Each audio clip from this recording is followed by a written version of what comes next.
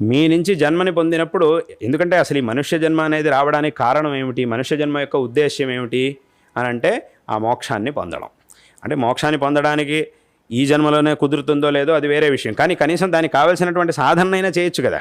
సాధన చేయడానికైనా అవకాశం ఉండేది మనుష్య జన్మలోనే కదా. వేరే ఏదైనా జంతువు జన్మ వచ్చిందంటే అక్కడ ఈ మోక్ష సాధన ఇవేమీ కూడా ఉండవు. అలాగని ఏదో మేము ఇప్పుడు వద్దనుకున్నంత మాత్రాన జన్మ ఆగిపోతుంది, ఈ సంసారం నుంచి వాడికి మోక్షం వచ్చేస్తుందని మాత్రం అర్థం అని కాదు.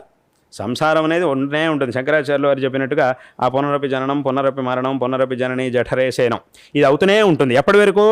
ఆ జ్ఞానాన్ని పొంది మోక్షాన్ని పొందేంత వరకు ఇది జరుగుతూనే ఉంటుంది. కాబట్టి ఆ జ్ఞానాన్ని పొంది మోక్షాన్ని పొందాలి అనంటే దానికి ఒక మార్గం కావాలి. ఆ మార్గమే ఒక సాధనం కావాలి. ఆ సాధనమే ఈ మనుష్య శరీరం. కాబట్టి ఒక వ్యక్తి, ఒక జీవి మన నుంచి పుట్టినప్పుడు ఏమవుతుంది అనంటే ఆ జీవి